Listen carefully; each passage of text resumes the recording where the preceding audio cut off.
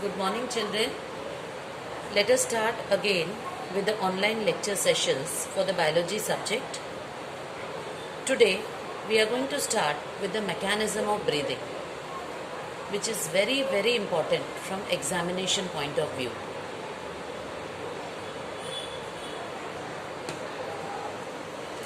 Mechanism of respiration.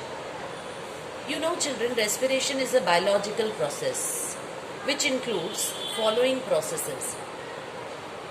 This life process is carried on further in different steps, in different small processes.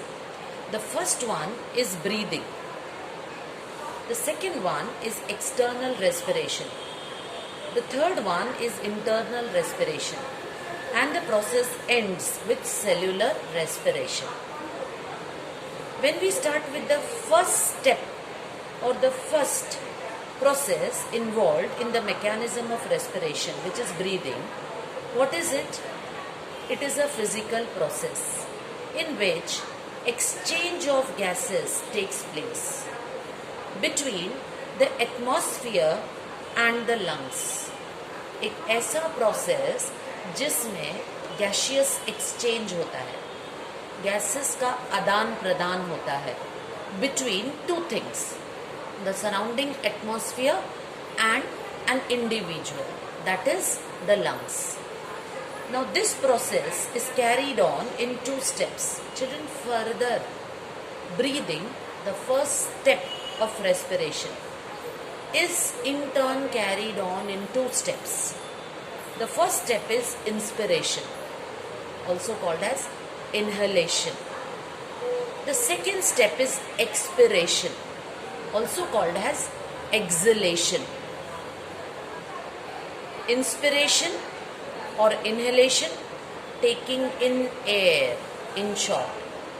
और easy way में समझने के लिए inspiration और inhalation, जिसको हम हिंदी में कहते हैं हमने सांस ली, we inhale air.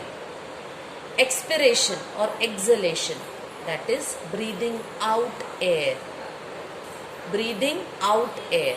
Now children, both these process involves thoracic cage, ribs, sternum, intercostal muscles and the muscles of the diaphragm. You know very well, children, the diaphragm is the partition membrane between the thoracic cavity and the abdominal cavity. Yes or no? Fine.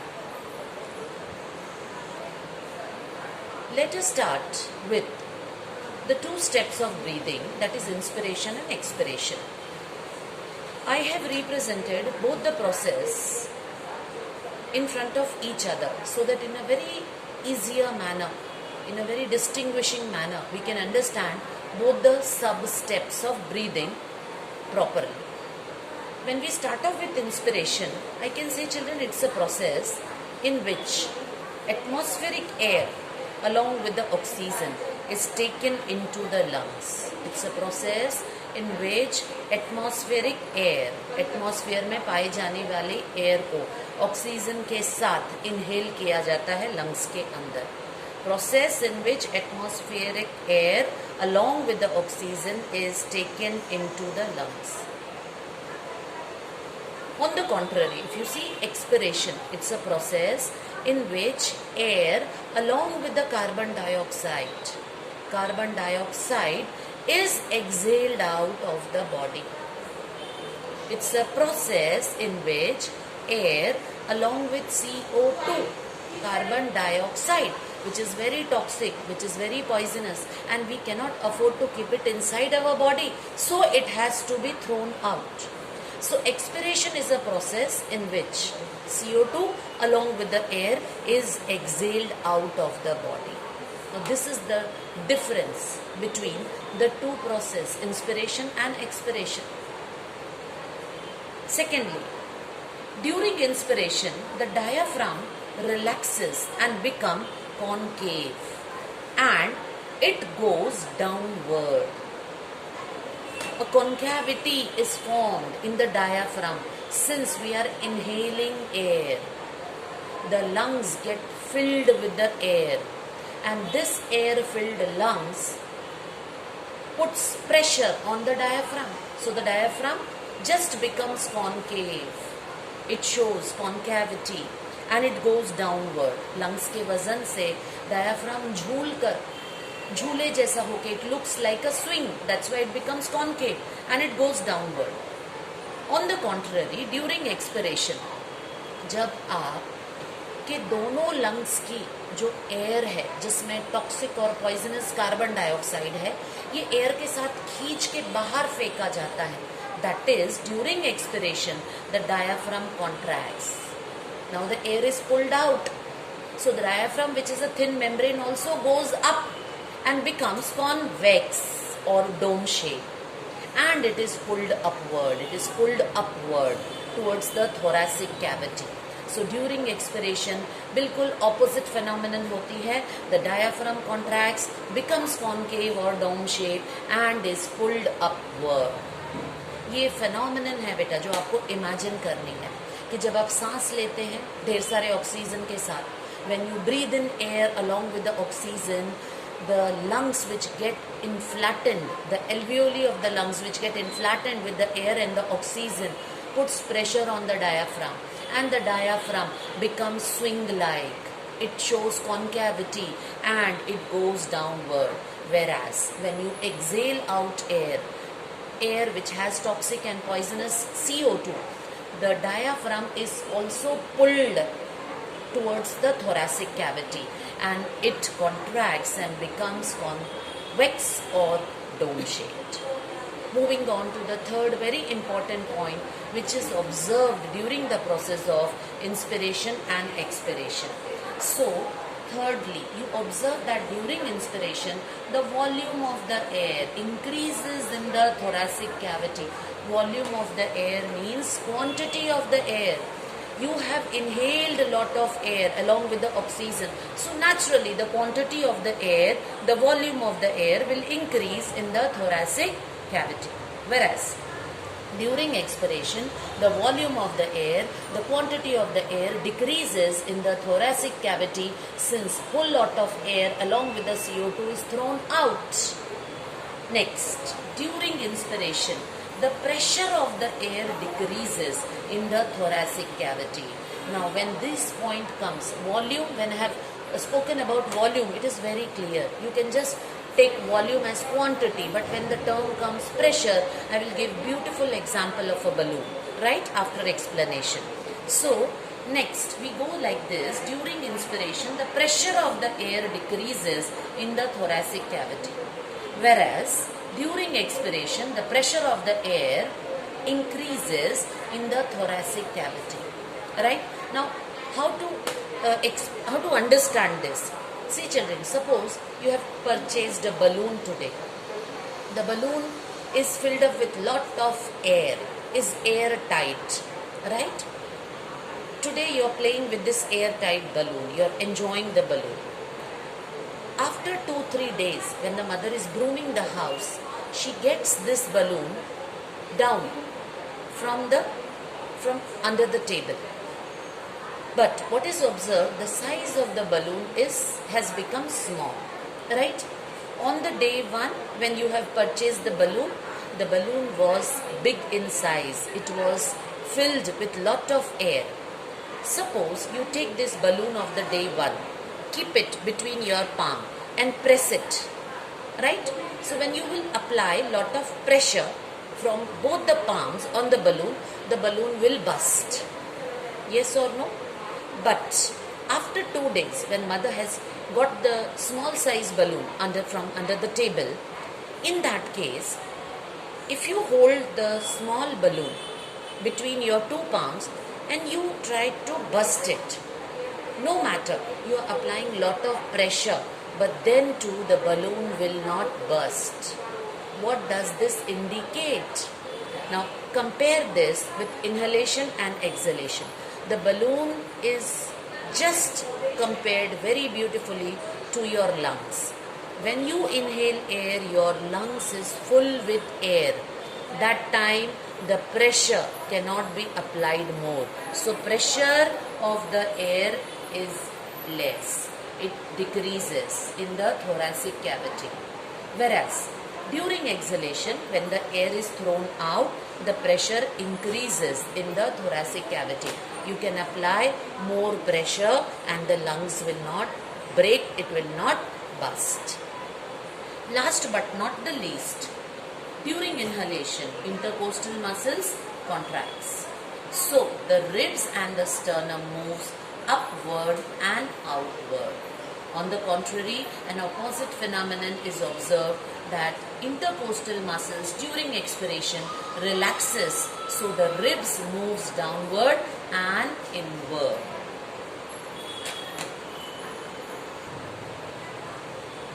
Let us start with external respiration. An alveolus consists of single layer of simple squamous epithelium resting on a basement membrane and is provided with a dense network of capillaries. Alveoli of the lung is provided with dense network of capillaries. Capillaries, you know children, are thin-walled blood vessels made up of a single layer of simple squamous epithelium resting on a thin basement membrane. Now both the layers of the alveolus and the capillaries have similar structure. Yes or no? You have seen in the prior explanation that both the alveolus and the capillaries, they are made up of single layer of simple squamous epithelium and they are resting on a basement membrane. So, having simple and similar structure and are thin walled and together makes up a respiratory membrane. So these two comes together and makes up a respiratory membrane through which gaseous exchange occurs between the alveolar air and the blood. Gases का आदान प्रदान exchange occurs through this respiratory membrane. Now let us study the diffusion of gases. What is the meaning of the term diffusion? Many children are not clear with the term diffusion, right? When thing passes from one surface to another surface through something, through a medium. Medium can be liquid, it can be a membrane. The process of this passing on is called as diffusion. So let us study how the diffusion of the gases occurs. So children, diffusion of gases takes place from the area having higher partial pressure to an area having lower partial pressure. And this process goes on till the partial pressure of the two regions reaches equilibrium.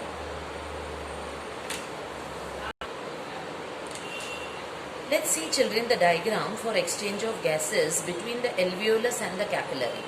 Now see children, this blue colored balloon like structure, right, is the alveoli. It is one alveolus, right? Look at this. It is lined by, the alveolus is lined by a single layer of simple squamous epithelium, right, which sits on the basement membrane. It sits on the basement membrane. At the same time, the alveolus is lined by the capillary. So this external tubular pipe-like thin-walled blood vessel is the capillary, which carries the blood. These are the blood vessels flowing through the thin wall blood capillaries. See, even the blood capillary children is also lined by a single layer of squamous epithelium, which is resting on the basement membrane, right? So this is called as the alveolar membrane. Look at this.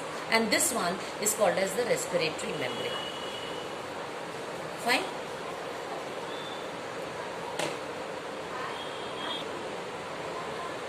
Children, the partial pressure of carbon dioxide present in the blood flowing through the pulmonary capillary is 45 mm of mercury, while the partial pressure of CO2 present in the alveolar air is only 40 mm of mercury. Due to this, carbon dioxide diffuses from the capillary into the alveolus. carbon dioxide goes out from the capillary into the alveolus. Then only from the alveolus, along with the air, it will be exhaled out. Partial pressure of CO2 present in the blood flowing through the pulmonary capillaries 40 mm of mercury, while the partial pressure of oxygen present in the alveolar air is 104 mm of mercury. Due to this, oxygen diffuses from the alveoli into the capillaries. We have studied earlier, children. Just now we have studied that the gases moves from an area with a higher partial pressure to an area with a lower partial pressure till it reaches the equilibrium.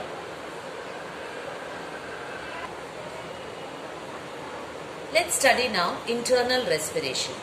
Now, two main components of blood playing an important role in the transportation of respiratory gases is oxygen and carbon dioxide.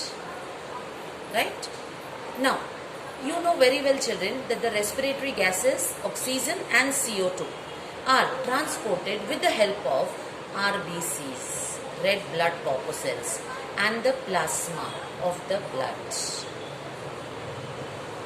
What is plasma? Plasma is the fluid part of the blood, which contains 90% of water in it. So, red blood corpuscles and plasma plays very important role in the transportation of respiratory gases. That is, in the transportation of both CO2 and oxygen. Right? Let us study the transport of oxygen. Now, transport of oxygen, right? Of the total oxygen transported, only 3% is transported in dissolved state by the plasma. Of the total oxygen transported, children, only 3% is transported in dissolved form, in dissolved state by the plasma. Remaining 97% is bound to hemoglobin, that is HB. What is HB? Hemoglobin, an iron protein complex present within the RBCs. And that's why, children, hemoglobin acts as the oxygen carrier. You know very well that hemoglobin is called as the oxygen carrier. It has high affinity for oxygen. So, it combines with the oxygen to form a compound which is called as oxyhemoglobin. What is it called as? Oxyhemoglobin. Now here, children, see how this combination takes place, how the transport occurs.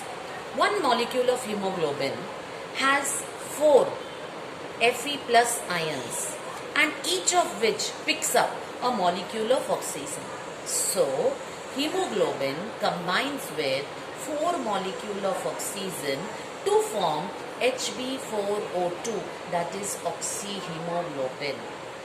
Now, this oxyhemoglobin, children, is transported from the lungs to each and every tissues, where it readily dissociates, it readily breaks up to release oxygen.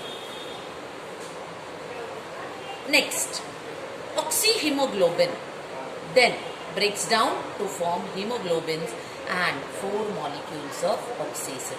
The degree of saturation, children, of hemoglobin with oxygen depends upon the O2 tension, that is partial pressure of oxygen.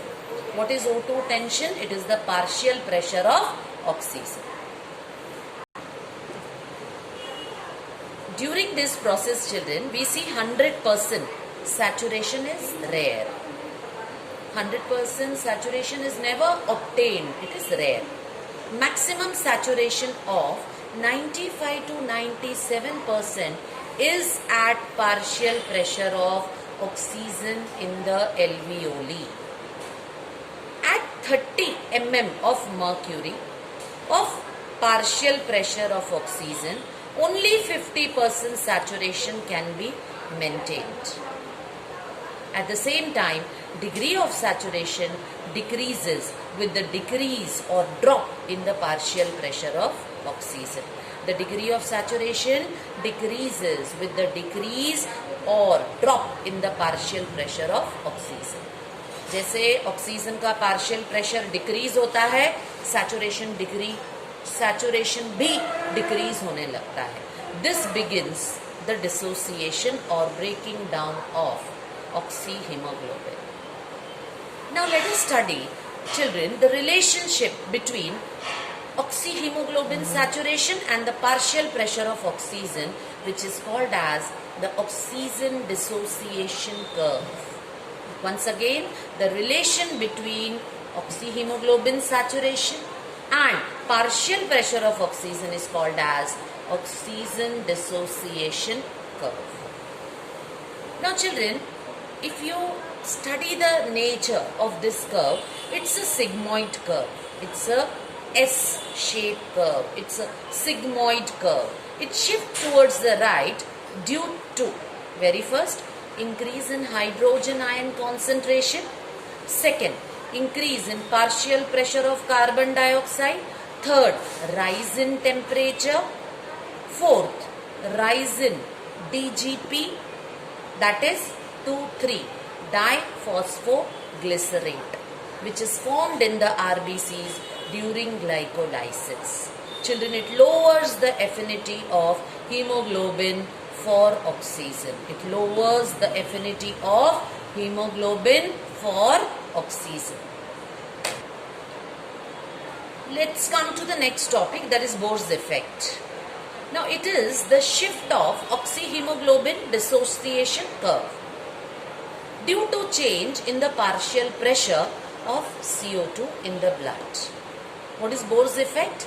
It is the shift of oxyhemoglobin dissociation curve due to change in the partial pressure of CO2 in the blood. Heldon's effect. What is Heldon's effect? The oxyhemoglobin always acts as an acid and decreases the pH of blood. It decreases the potentials of hydrogen ions of the blood due to the increase in the number of hydrogen ion, right? The bicarbonate ions changes into water and carbon dioxide.